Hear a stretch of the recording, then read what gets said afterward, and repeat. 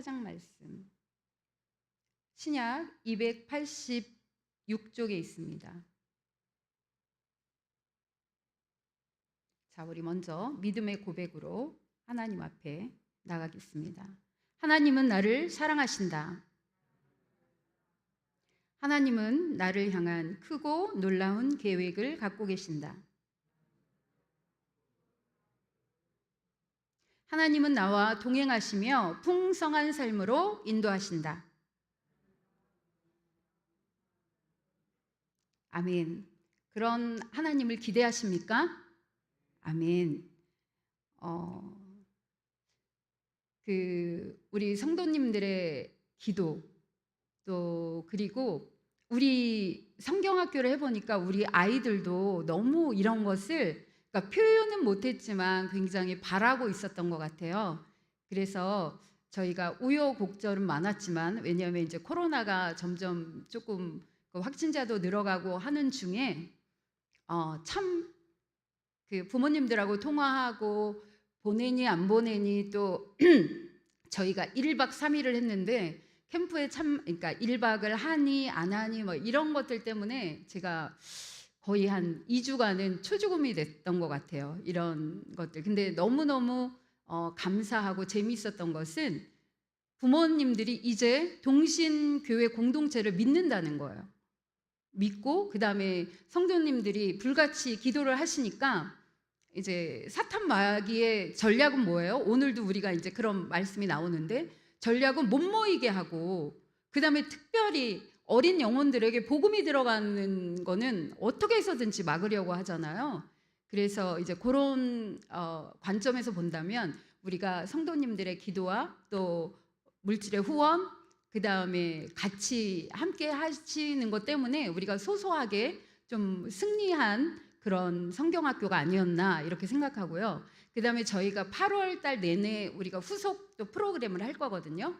그러니까 그 성경학교 주제가 교회가 좋아요인데 4가지 주제를 놓고 했잖아요. 교회는 뭐다, 교회는 뭐다 이렇게. 그런데 저희가 그 양들이 방대하기 때문에 다 하지 못했어요. 그래서 프로그램을 조금 남겨놨는데 그거를 8월 달부터 계속해 나갈 거예요. 계속해 나갈 거고, 자랑하고 싶은 성과는 뭐냐면, 우리 교회 아이들이 교회에서 노는 거는 좋아했지만 동생들을 돌보고 같은 팀원들을 사랑하고 아끼고 이런 거는 되게 좀 부족했는데, 요번에 팀으로 묶으면서 이제 선생님들이 보는 관점은 이거다 하면서 뭐냐면, 우리가 교회고 내가 교회고 우리 공동체가 교회이기 때문에 함께 지어져 가야 된다, 함께 해야 된다. 그래서 어느 팀원이 뭘 어떤 좋은 성과를 내는 거, 그것도 중요하지만 그거보다 더 중요하게 보는 거는 서로 사랑하고 섬기며 함께 하는 거다. 이렇게 했더니 아이들의 행동이 진짜 눈에 띄게 틀려졌어요. 그래서 1, 2학년 아이들이 팀장, 언니, 오빠, 형들한테 이렇게 순종하는 모습, 그리고 뭐 어디를 가도 막 챙기고, 막 1학년 애가 우리 이제 마지막 날에 그 편스토랑이라고 그래서 편의점 가서 이제 이렇게 레스토랑처럼 차려 먹는 그런 걸 했는데, 1학년 애가 이제 삼각김밥을 뜯어가지고 그것도 대짜로 산 거예요. 그러니까 그게 막 이렇게 흐트러져서 못 먹으니까 그 누나가 막 먹여주는 거예요. 그런 모습을 볼 때 너무 감동했고요.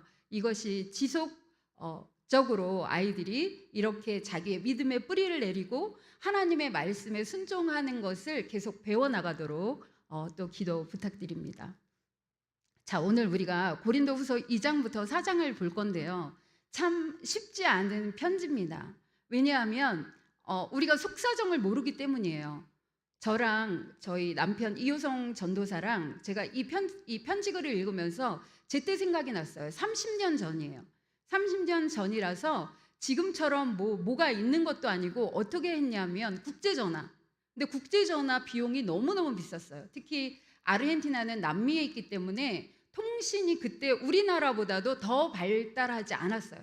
더 발달하지 않았기 때문에 통신 요금도 엄청 비쌌고, 뭐가 하다가 제대로 들리지도 않는데 요금은 엄청 나오고 끊어지고 막 하기가 일쑤였어요. 그래서 어떤 방법을 이제 했냐면 이제 막 사랑이 3번 만나고 이제 결혼하자 하고 헤어졌으니까 얼마나 애틋하겠어요. 그죠? 그래서 어떻게 했냐면 이호성 전도사가 팩스를 샀어요. 팩스 아시죠? 이렇게 팩스 옛날에 넣었던 거.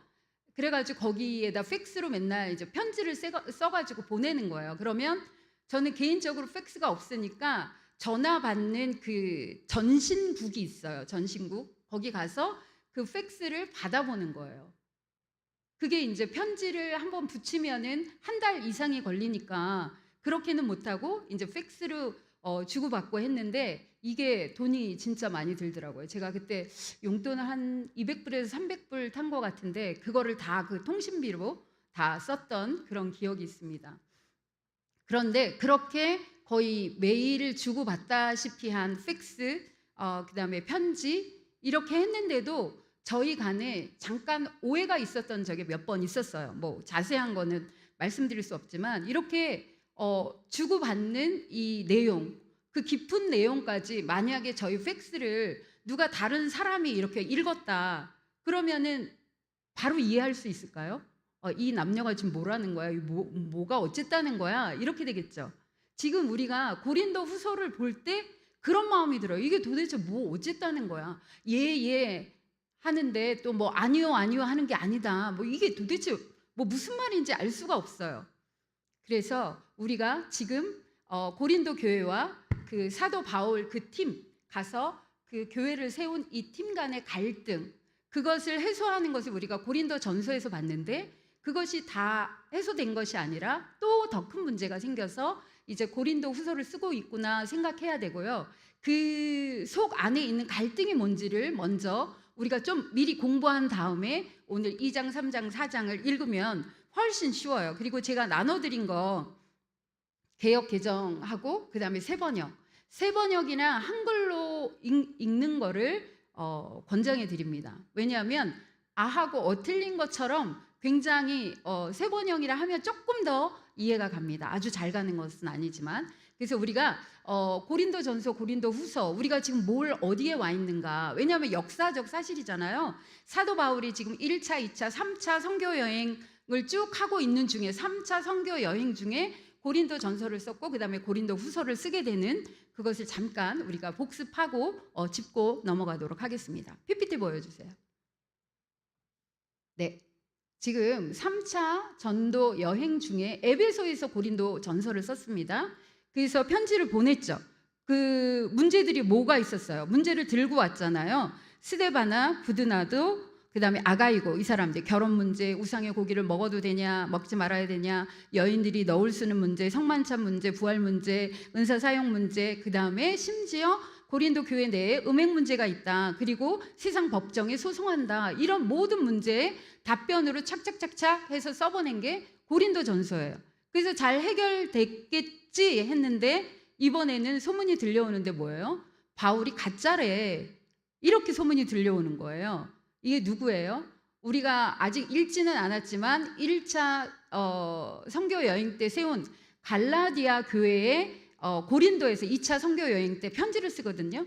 그때 엄하게 꾸짖어요. 왜냐하면 다른 복음은 없는데 너희 어떻게 그렇게 내가 전한 내 전한 마이 가스펠에서 떠나서 금방 그렇게 다른 복음에 반응을 하냐. 이게 뭐냐면 거짓 사도들, 유대주의자들, 유대주의에 아주 충성을 다하는 그 사람들이 바울을 쫓아다니면서 죽이려고도 하지만 이 복음을 계속해서 반대하고 있는 겁니다. 그래가지고 사도 바울이 이거를 듣고 참지를 못해요. 그래가지고 1장에서 밝혔던 너희한테 먼저 갔다가 마게도냐로 갔다가 다시 고린도에 와서 너희가 보내주면 내가 유대로 갈 것이다 라고 계획했던 거 싹 무시하고 그 다음에 클릭해 주세요. 어디로 가요? 바로 고린도로 넘어가 버리고 맙니다. 보이시죠? 갔다 왔다 하는 것입니다.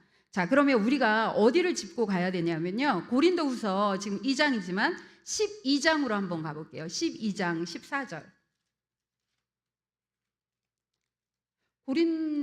고린도후서 진짜 재밌어요. 왜냐하면 바울의 이런 어떤 개인적인 감정 이런 것들이 엄청 잘 드러나 있어요. 그래서 어떤 자서전적인 요소도 있다 이렇게 얘기하거든요. 쭉 읽어보시면 너무 재밌을 거예요. 근데 쉬운 성경이나 새 번역으로 읽기를 권장드립니다. 12장 14절 보니까 뭐라고 얘기하냐면 보라 내가 이제 세 번째 너희에게 가기를 준비하였으니 그 다음에 그 바로 옆에 13장 1절에도 내가 이제 세 번째 너희에게 가리니 라고 얘기해요. 그러면 맨 처음에 2차 선교 여행 때 고린도에서 고린도 교회를 세울 때 한 번 갔을 거 아니에요. 그렇죠? 그리고 고린도 전서를 써보냈어요. 우리가 알 때는 전서를 써보내고 그 다음에 아무 일이 없이 지금 고린도 후서에 왔는데 두 번째로 가는 거 맞잖아요. 두 번째로 가야지 맞잖아요. 근데 세 번째 가겠다는 거예요. 왜? 이때 갔다 온 거예요. 이때 너무너무 막 격분했겠죠. 잘 해결될 줄 알았는데 이제는 내가 가짜라고 해. 나의 사도권 막 이런 거 가짜 뭐 이런 게 나오니까 바로 갔다 온 거예요. 근데 갔다가 잘 해결됐느냐? 해결됐을 것 같아요? 안 됐을 것 같아요? 해결이 안 됐어요. 왜냐하면 우리가 1장에서도 읽었는데 어떤 주동자가 교회를 시끄럽게 했다고 표현하는데요. 그 사람이 바울을 가짜 사도로 막 몰아간 거예요. 몰아가고 나머지 교인들은 그냥 입 다물고 있었던 거예요. 사실은 바울 편을 들었어야 마땅한데 그렇지 않았다는 거예요. 침묵으로 그러니까 뭐예요? 동조한 거예요. 그러니까 바울이 애써서 자기를 변명하고 이것을 해결하려고 했는데 안 된 거예요. 안 되니까 어떻게 했냐면 약속을 하고 간 거예요. 내가 다시 와서 이 문제를 해결하겠다 하고 거기 화살표 있죠. 갔다가 도로 간 거예요. 에베소로. 근데 문제는 뭐냐? 갔느냐? 그럼 간다고 했으니까 가야 되잖아요. 근데 안 간 거예요. 안 간 거예요. 왜 안 갔을까요? 왜 안 갔냐면 그렇게 얘기해요. 사도 바울이 우리가 2장 1절에서도 볼 건데 지금 써놨는데 안 보이네요. 뭐라고 얘기하냐면 내가 가가지고 너희를 가면 또 감정이 복받쳐서 너희를 또 혼내지 않겠냐. 혼내고 그것이 해결되려고 애쓰는 중에 그 사람들을 근심하게 하고 혼내고 자기도 마음 상하고 하느니 차라리 차근차근 자기의 입장을 편지로 써보내자. 그리고 그렇게 편지가 오고 갈 때는 제가 아까도 얘기했지만 여기서 남미 갈 때도 그 30년 전에 그랬는데 이때는 어땠겠어요? 사람이 발로 가지고 가잖아요. 그러니까 그 시간 동안 그 사람들이 회개할 기회를 주기 위해서 내가 안 갔다. 내가 너희를 아끼기 때문에 안 갔다. 이렇게 얘기를 합니다. 그래서 이런 일들이 있었던 거예요. 근데 이게 사도행전 쭉 역사서를 보다 보면 하나도 이런 얘기가 안 나와요. 안 나오는데 이게 어디에 나오냐? 고린도 후서 우리가 읽을 여기에 나온다는 거예요. 그러니까 이런 속사정을 알아야지 우리가 이 말들이 무슨 말인지 알 수 있다는 거죠. 자, 그리고 이제 사도 바울은 다시 어디에 왔어요? 에베소에 왔는데 에베소에서 머물려던 시간보다 빨리 떠나요. 그건 우리가 지난 고린도 전서인가 거기서도 봤는데 아데미 신상 파는 자들이 폭동을 일으켜요. 데메드리오라는 사람이 주동이 돼가지고 폭동을 일으켜서 그곳에 더 있을 수가 없었던 거예요. 근데 이 조목조목 적은 편지, 그러나 강경한 어조, 거기에다가 눈물로 쓴 편지, 그것을 누구의 편에 붙이냐면 디도 편에 붙인 거예요. 디도가 그래서 걸어서 올라가는 거예요. 자, 디도가 어떻게 갔는지 한번 클릭 좀 해주세요. 네, 가지고 갑니다. 가지고 가서 드로아, 예, 거기서 멈춰주세요. 드로아라는 곳이 유럽 마게도니아로 가려면 거기 꼭 거쳐야 되는 곳이거든요. 그래가지고 원래는 어떻게 됐었냐면 디도가 편지를 가지고 가서 회신을 받거나 아니면 그 사람들이 사도 바울을 받아들였다 안 받아들였다 이런 답을 가지고 다시 에베소로 오기로 한 거였어요. 근데 에베소에서 폭동 때문에 어떻게 됐다고요? 바울이 먼저 떠난 거예요. 그러니까 에베소 생각에 고린도에서 마게도니아 쪽으로 해서 올라오니까 내가 지금 가면 드로아쯤에서 이곳에서 누구를 그 회신을 가지고 오는 디도를 만날 거다라고 간 거예요. 근데 만났을까요? 못 만났을까요? 못 만난 거예요. 너무 일찍 가서 못 만났어요. 근데 이곳에 복음의 문이 열렸대요. 그러니까 지금 막 복음을 전하면 사람들이 다 예수 믿을 사람이 널려 있는데도 바울이 이게 얼마나 자기를 짓누르는 근심이었는지, 매맞고 하는 것보다 이런 게 더 진짜 힘들지 않았겠어요? 왜냐하면 세운 고린도 교회가 무너지냐 그냥 있느냐 이런 존폐 위기에 있고, 그 다음에 전한 복음이 이제 사도 바울이 가짜니까 전한 복음도 가짜예요. 그러면 고린도 영향받고 위에 마게도냐 영향받고, 자기가 아무리 가서 열심히 자기 예수 그리스도를 전해도 그 뒤따라 다니는 거짓 사도들, 그 사람들 때문에 다 지금 망쳐놓고 있는 거예요. 이 결판이 나야 되겠죠. 그러니까 진짜 일이 손에 안 잡히는 거예요. 복음을 전하지 못하고 마게도냐로 갑니다. 근데 정확한 위치는 아니지만 거의 많은 학자들이 빌립보에서 누구를, 디도를 만나서 이 소식을 들었을 거다 생각합니다. 그러면 무슨 소식을 가져왔을까요? 이 눈물로 쓴 편지, 그 강경하면서도 사도 바울의 그 사랑을 전한 그 편지를 받고 그 사람들이 바울 편에서 저희가 평정을 찾아가고 있다. 그리고 디도가 갔을 때 자기를 막 박대한 것이 아니라 환대하고 융숭한 대접을 해줬다. 이런 얘기를 들은 거예요. 그런데 이렇게 잘 해결됐지만 모든 것이 100% 해결된 것은 아니다. 문제가 남아있다. 왜냐하면 바울을 가짜 사도로 몰고 있는 이 가짜 사도들 편에 선 사람들이 아직 있잖아요. 그 사람들이 바울을 오해하게 하는 그런 이슈들이 있는 거예요.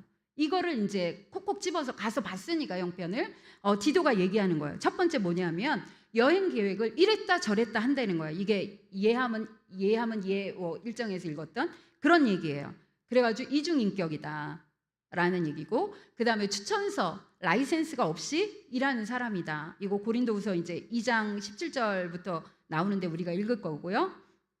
그 다음에 돈을 받지 않고 가르치는 것을 봐라. 실력 없는 사람이다. 이것도 고린도후서 11장 7절에서 15절에 나옵니다.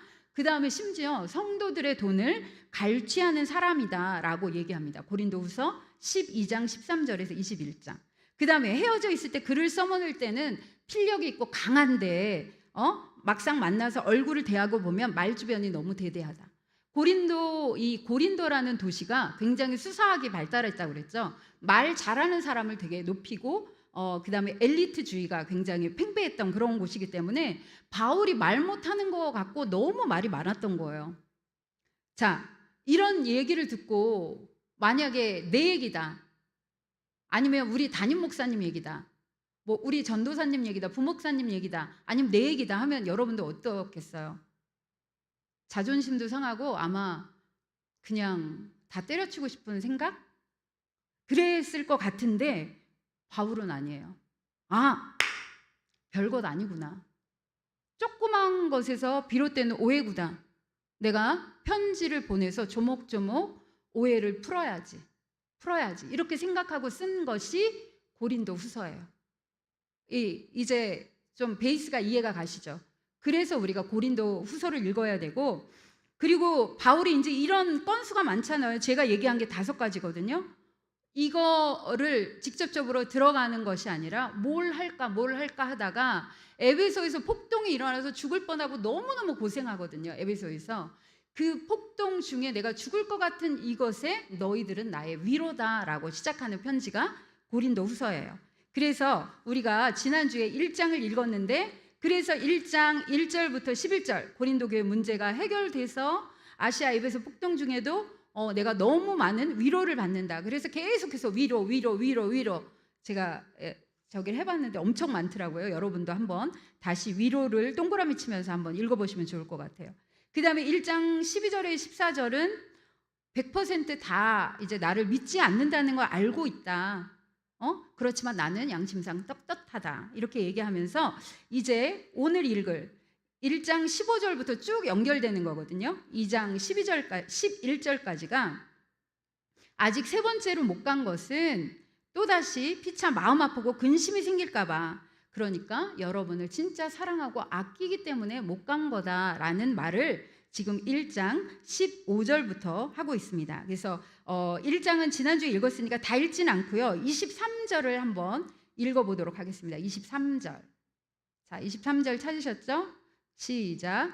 내가 내 목숨을 걸고 하나님을 불러 증언하시게 하노니 내가 다시 고린도에 가지 아니한 것은 뭐래요? 너희를 아끼려 함이라. 그러니까 바울이 진짜 온 마음을 다해서 자기를 변명합니다. 이게 쉬운 게 아니거든요. 왜냐하면 너무나 말도 안 되는 것 같고 꼬투리를 잡으니까 보통 사람 같으면 무시해버리거나 그냥 거기에 없는 셈 치거나 막 했을 텐데 너무 마음을 다해서 변론합니다. 무슨 얘기냐면 내가 하나님을 증인으로 내세워서 말한대요. 말하지만 내가 고린도에 가지 아니한 것은 여러분을 아끼는 마음에서 한 것입니다 라고 말하고 있습니다. 자, 그러면 우리 제가 나눠드린 거 개역 개정으로 쭉 읽을 거예요. 그리고 좀 이해가 안 가는 거 있으면 옆에 세 번역을 보시면 돼요. 무슨 얘기인지 알죠? 네, 그래서 2장 1절부터 우리 같이 쭉 읽도록 하겠습니다. 어렵지 않습니다. 교독합니다. 1절부터 일단 4절까지 읽겠습니다. 내가 다시는 너희에게 근심 중에 나아가지 아니하기로 스스로 결심하였노니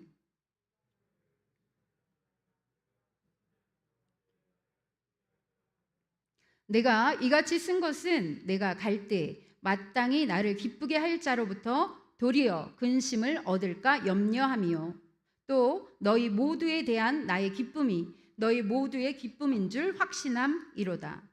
내가 마음에 큰 눌림과 걱정이 있어 많은 눈물로 너희에게 썼노니 이는 너희로 근심하게 하려 한 것이 아니요 오직 내가 너희를 향하여 넘치는 사랑이 있음을 너희로 알게 하려 함이라. 자, 고린도에 가지 않은 것은 아까 1장 23절에 여러분을 아꼈다고 했는데 1, 2, 3절 잘 못 알아듣겠잖아요. 그러면 2절에 마음 아프게 하는 그 사람 뭐라고 나왔냐면 세 번역을 보세요. 2절에 내가 여러분을 마음 아프게 하더라도 나를 기쁘게 해줄 사람은 내가 마음 아프게 하는 그 사람밖에 누가 있겠습니까? 이건 무슨 소리냐면 고린도 교회 교인들이 나를 마음 아프게 했지만 이제 회개하고 돌아와서 나를 기쁘게 해줄 사람은 바로 당신들이라는 거예요. 그러니까 뭘 지금 촉구하고 있는 거예요? 회개하고 돌아와서 나를 마음 아프게 하지 말라는 거죠. 나를 기쁘게 해달라는 거예요. 그리고 2장 3절에 내가 이같이 쓴 것 이게 뭐예요? 내가 이런 편지를 쓴 것은 눈물로 쓴 편지를 얘기하고 있는 겁니다. 이게 고린도 후서가 아니에요. 왜냐하면 눈물로 쓴 편지는 지금 남아있지 않습니다. 다만 강하게 어필했고 그 다음에 그것을 듣고 사람들이 대부분은 회개했다는 것을 우리가 이 고린도 후서 쭉 내용을 보고 알 수 있습니다. 그래서 2장 4절 세 번역에 보니까 나는 몹시 괴로워하며 걱정하는 마음으로 많은 눈물을 흘리면서 여러분에게 그 편지, 눈물로 보낸 편지를 썼습니다. 그러나 그것은 여러분을 마음 아프게 하려고 한 것이 아니라 여러분을 내가 얼마나 극진히 사랑하고 있는지를 알려주려고 한 것이었습니다. 바울이 얼마나 적극적으로 자기를 변호하고 대변하고 있는지 알겠죠. 자기의 그런 상황들을. 자, 그래서 이제는 2장 5절부터 11절까지 읽어보도록 하겠습니다. 5절 제가 읽습니다. 근심하게 한 자가 있었을지라도 나를 근심하게 한 것이 아니요 어느 정도 너희 모두를 근심하게 한 것이니 어느 정도라 함은 내가 너무 지나치게 말하지 아니하려 함이라.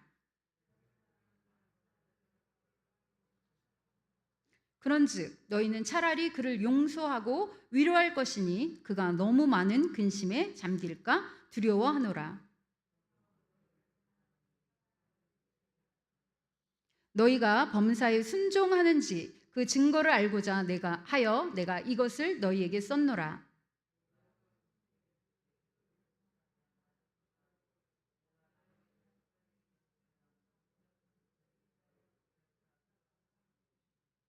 이는 우리로 사탄에게 속지 않게 하려 함이라.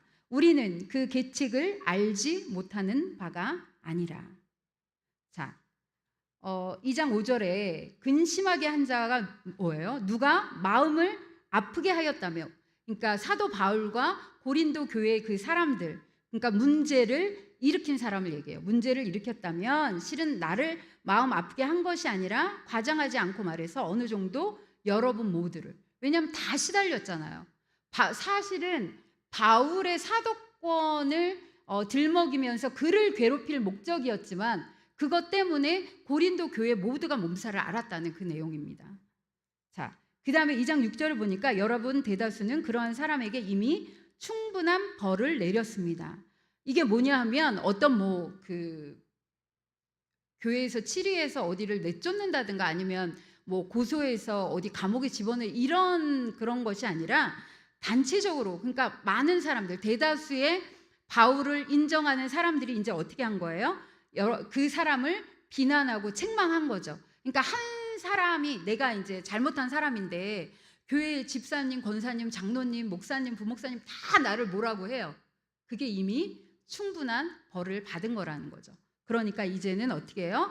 용서해라. 왜냐하면 그 사람이 너무 그렇게 해서 움츠려들어서 낭망해서 이제 믿는 자의 자리, 교회의 공동체의 그 자리에서 떨어져서 나는 이제 저곳에 속할 수 없어 하고 스스로 떨어질까? 그게 너무 염려된다는 거예요. 그러니까 용서하고 그 사람을 다시 받아줘라, 이렇게 얘기하고 있습니다. 자, 그리고 2장 11절에 보니까 그렇게 하여 우리가 사탄에게 속아 넘어가지 않으려 하였습니다. 사탄은 뭐예요? 항상 분리시켜요. 같이 있지 못하게 해요. 그리고 용서, 화해 못하게 합니다. 그러니까 이 속셈을 모르는 것이 아니니까 그것에 어떻게 해야 돼요? 반대하는 행동을 해야 된다는 거예요. 그래서 지금 고린도 교회 사람들이 굉장히 그 엘리트주의도 있었고, 그 다음에 은사도 되게 발달했고, 사실 그 복음에 그리스도 안에 굳건히 뿌리 내리고 서갈 수 있었는데, 사탄의 이런 것 때문에 서로 비교하고 막 꼬치꼬치 캐고 믿지 못하고 이런 것 때문에 자라가지 못한 거잖아요. 이게 사탄의 계략이라는 것입니다. 자, 그래서 이제 2장 12절에서 17절 자기 얘기를 합니다. 드로아에서 디도를 못 만나서 자기가 어땠는지 개인적인 얘기를 합니다. 12절부터 17절 같이 교독하겠습니다. 내가 그리스도의 복음을 위하여 드로아의 이름에 주 안에서 문이 내게 열렸으되,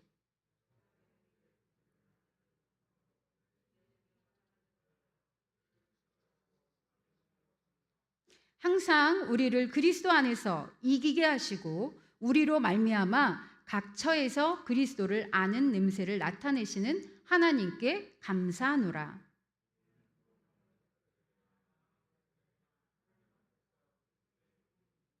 이 사람에게는 사망으로부터 사망에 이르는 냄새요, 저 사람에게는 생명으로부터 생명에 이르는 냄새라. 누가 이 일을 감당하리요? 우리는 수많은 사람들처럼 하나님의 말씀을 혼잡하게 하지 아니하고 곧 순전함으로 하나님께 받은 것 같이 하나님 앞에서와 그리스도 안에서 말하노라. 자, 우리가 봤던 것처럼 눈물로 쓴 편지를 가지고 간 디도를 어디서 만날 줄 알았다고요? 드로아에서 만날 줄 안 거예요. 근데 못 만났어요. 근데 복음의 문이 활짝 열렸는데도 자기가 그 복음을 전할 수 없을 정도로 이 고린도 교회의 이 문제가 자기를 짓눌렀다는 거예요. 이것을 솔직하게 얘기합니다. 심령이 편하지 못하여, 이렇게 얘기하고 있어요. 그 다음에 요 얘기만 잠깐 하고는 이제 다른 얘기로 가거든요. 이 얘기는 고린도후서 7장 5절로 이어집니다. 한번 가볼게요.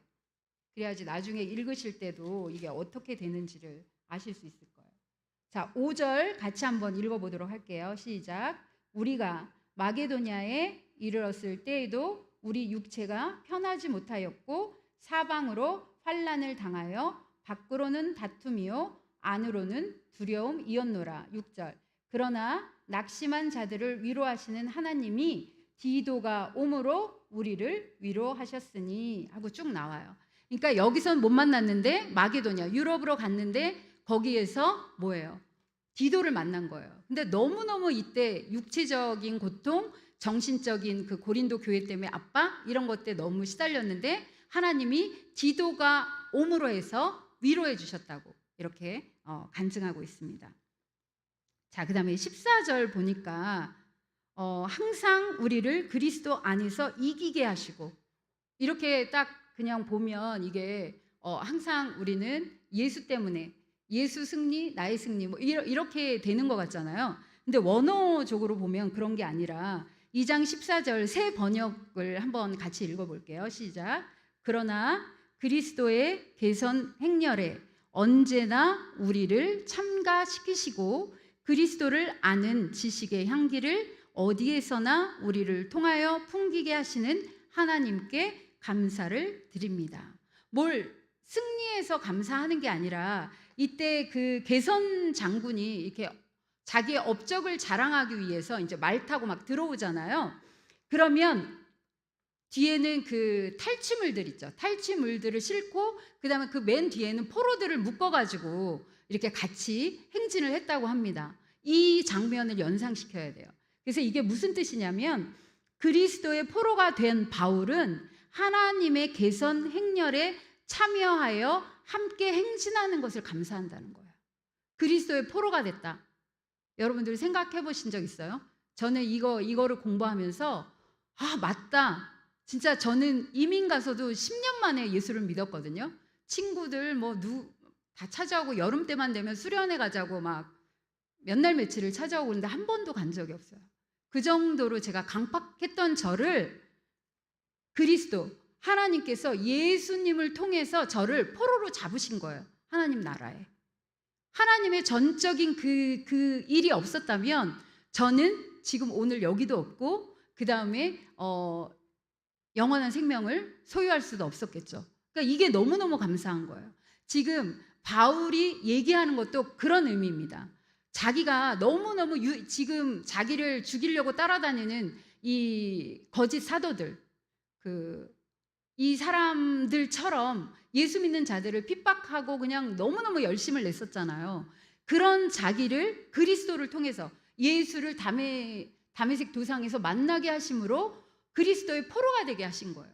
그래서 지금 자기가 이 복음을 전하고 있는 자신을 보면서 너무너무 감사한 거죠. 예수님 대장 되시고 거기에 포로로 함께하는 그 행렬에 참가하는 자기를 보고 하나님께 영광을 돌리고 감사하고 있습니다. 그 다음에 여기 보니까 그리스도를 아는 지식의 향기를 어디에서나 우리를 통하여 풍기게 하시는 하나님께 감사한대요.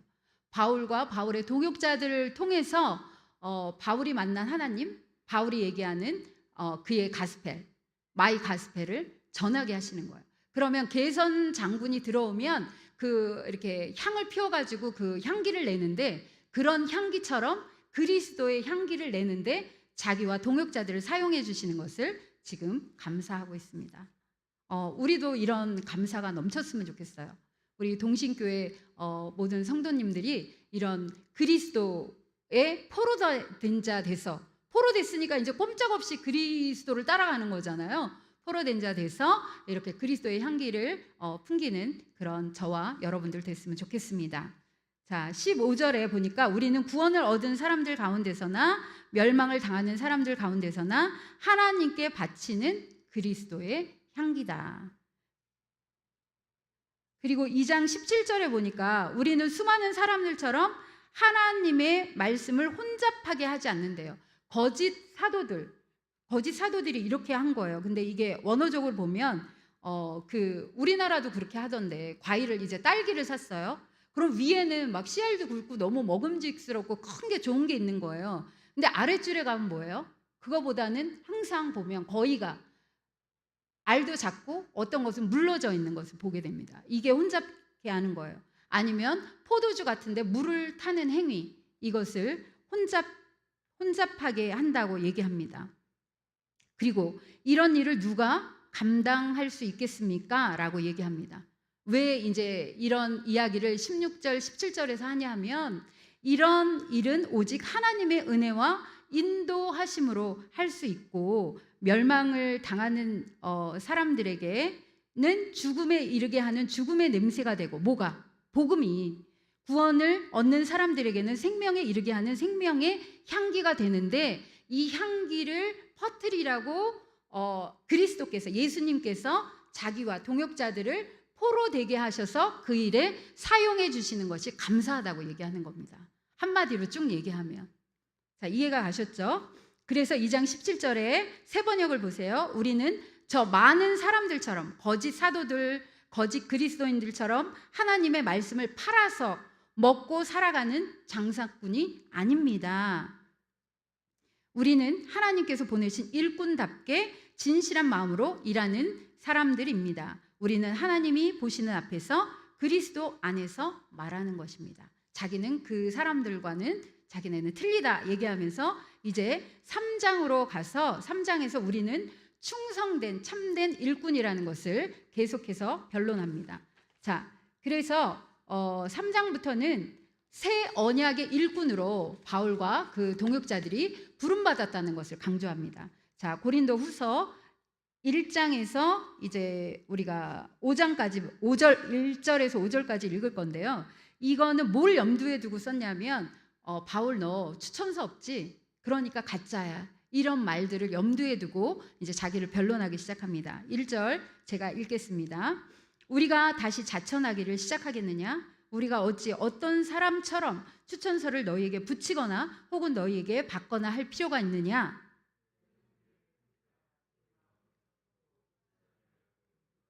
너희는 우리로 말미암아 나타난 그리스도의 편지니 이는 먹으로 쓴 것이 아니요 오직 살아계신 하나님의 영으로 쓴 것이며 또 돌판에 쓴 것이 아니요 오직 육의 마음판에 쓴 것이라.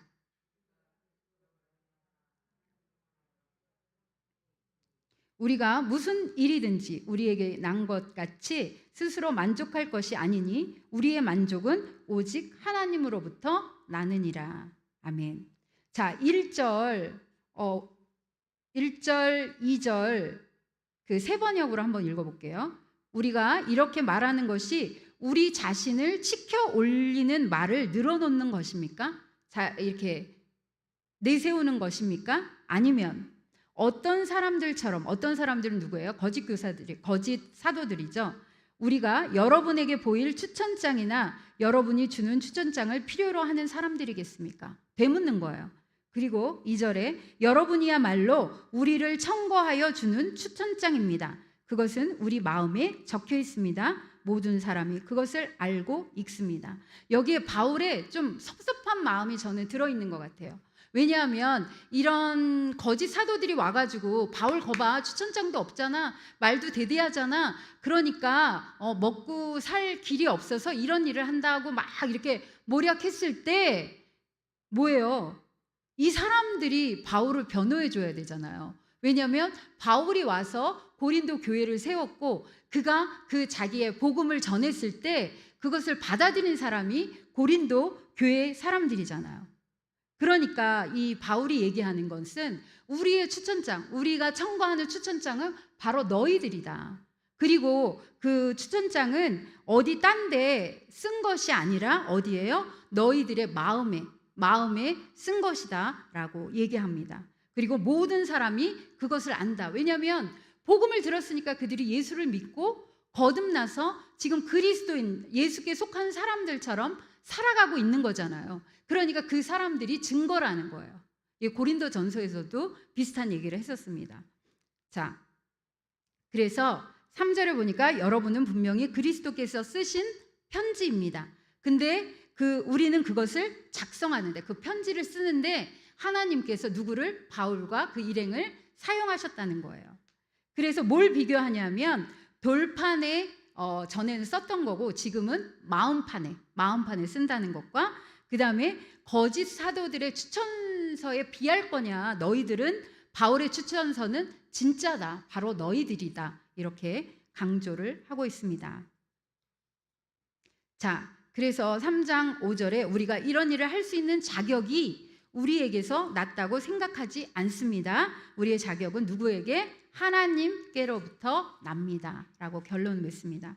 자, 6절부터 11절 또 읽어볼게요. 6절, 그가 또한 우리를 새 언약의 일꾼 되기에 만족하게 하셨으니 율법 조문으로 하지 아니하고 오직 영으로 함이니 율법 조문은 죽이는 것이요 영은 살리는 것이니라.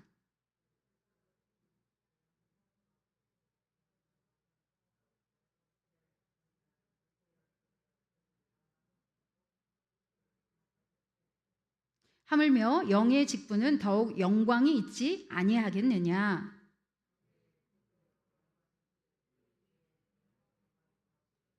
영광되었던 것이 더 큰 영광으로 말미암아 이에 영광될 것이 없으나 영광으로 말미암았은즉 길이 있을 것은 더욱 영광 가운데 있느니라. 자, 뭐 길게 썼는데 무슨 얘기냐면 돌판에다 문자로 새긴 율법은 정죄해서 죽음에 이르게 한다는 거예요. 그런데도 거기에 하나님의 영광이 있었는데 지금 이 새 언약은 우리를 어떻게 하냐면 죄인이었는데 우리를 의롭게 하고 죽는 것이 아니라 영원한 생명을 얻게 하는 것이잖아요. 그러니까 더 영광이 넘친다는 거예요. 그래서 이전 영광 되었던 것이 이렇게 넘치는 영광 때문에 더 영광될 것이 없다는 얘기를 하는 거예요.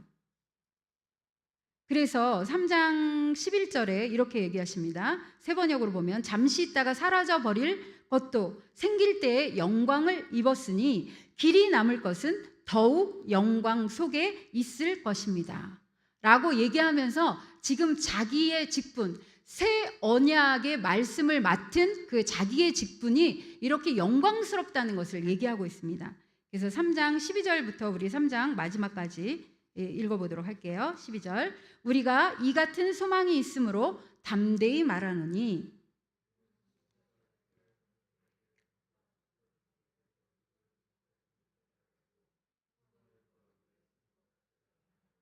그러나 그들의 마음이 완고하여 오늘까지도 구약을 읽을 때에 그 수건이 벗겨지지 아니하고 있으니 그 수건은 그리스도 안에서 없어질 것이라.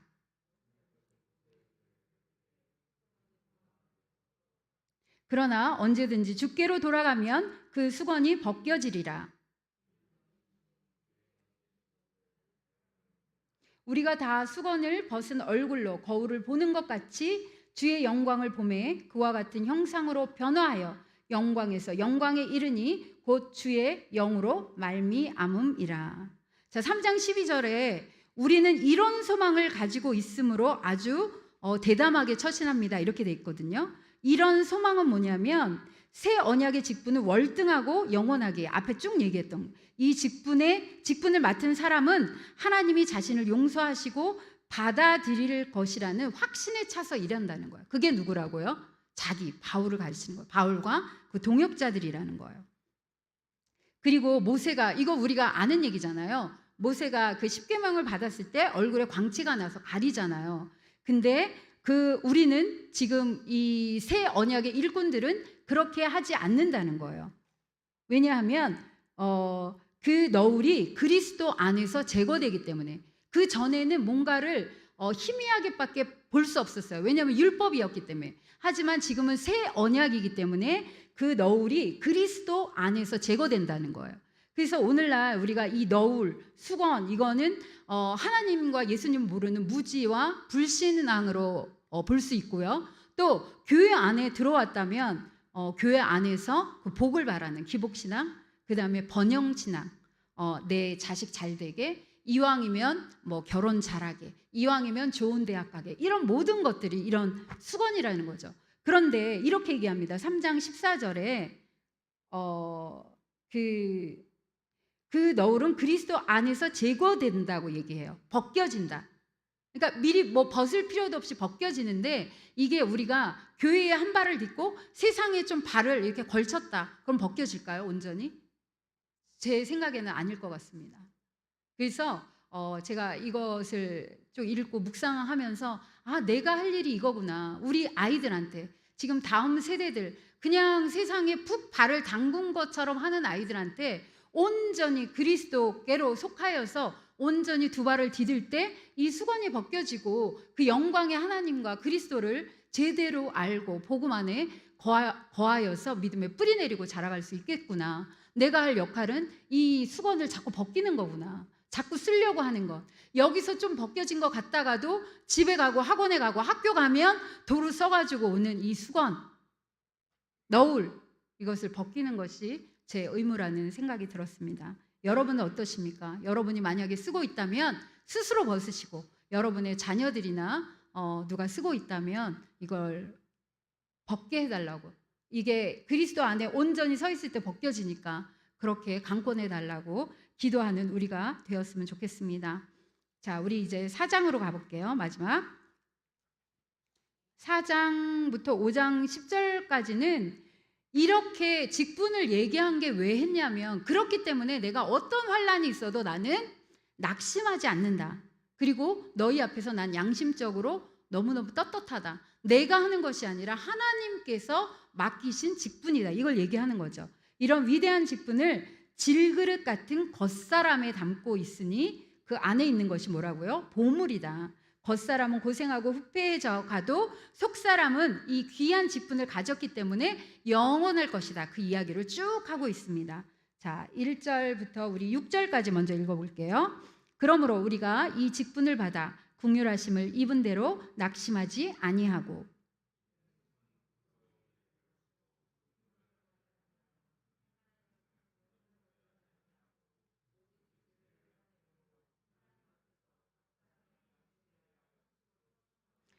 만일 우리의 복음이 가리었으면 망하는 자들에게 가려진 것이라.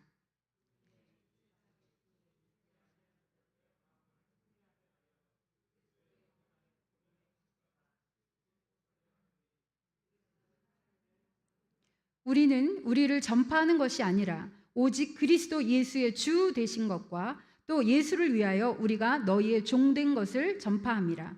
어두운 데에 빛이 비치라 말씀하셨던 그 하나님께서 예수 그리스도의 얼굴에 있는 하나님의 영광을 아는 빛을 우리 마음에 비추셨느니라. 자, 새 번역에 보면 그러므로라고 돼 있어요. 지금 개역 개정에도 있네요. 개역 개정에도 있는데 그러므로. 자, 이건 뭘 받냐면 3장 17절 18절을 받아요. 복음의 일꾼으로서 영광과 자유를 얻고 있으므로 우리는, 바울과 실라, 디모데는 하나님의 자비를 힘입어서 이 직분을 맡고 있으니 낙심하지 않는다. 이런 어려운 가운데도 우리도 이래야 되겠죠. 그 다음에 4장 3절에 굉장히 중요한 게 나옵니다. 우리의 복음이 가려 있다면 그것은 멸망하는 자들에게 가려 있는 것입니다. 너무너무 당당합니다. 만약에 우리가 전한 복음이 어떤 사람들에게 들려지지 않았다면 그 사람은 누구예요? 멸망하는 자이기 때문에, 죄로 인해서 멸망할 자이기 때문에 그것을 들을 수 없었다는 거예요. 우리가 전한 복음이 잘못되지 않았다는 것을 얘기합니다. 그 다음에 4장 6절 새 번역에 보시면 어둠 속에 빛이 비쳐라 하고 말씀하신 하나님께서 우리의 마음속을 비추셔서 예수 그리스도의 얼굴에 나타난 하나님의 영광을 아는 지식의 빛을 우리에게 주셨다라고 선포합니다. 우리가 이랬으면 좋겠어요. 각 가정에 아이들 있고 그 다음에 믿지 않는 부모님 계실 수 있고 친척 있을 수 있잖아요. 여기 우리 기도하는 엄마들에서 하는 방법인데요. 여기 우리라는 데다가 그 사람의 이름을 넣는 거예요. 나의 이름을 넣는 거예요. 그래서 창조주 하나님, 전능하신 하나님, 어둠 속에 빛이 비쳐라 라고 명령하셨고 그게 그대로 실행하게 하시는 하나님의 말씀이 그 사람의 마음, 나의 마음속을 비춰서 예수 그리스도의 얼굴에 나타나는 하나님의 영광을 아는 지식의 빛을 그에게, 나에게 달라고, 그렇게 갖게 해달라고, 비춰달라고 이렇게 기도하는 우리가 되었으면 좋겠습니다. 이따 우리 함께 요거 놓고 기도하도록 하겠습니다. 자, 이제 7절부터 우리 15절까지 같이 읽겠습니다. 7절, 우리가 이 보배를 질그릇에 가졌으니 이는 심히 큰 능력은 하나님께 있고 우리에게 있지 아니함을 알게 하려 함이라.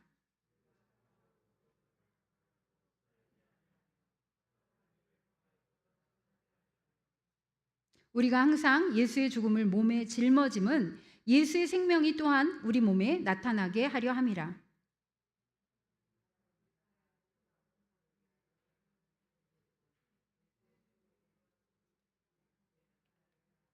그런즉 사망은 우리 안에서 역사하고 생명은 너희 안에서 역사하느니라.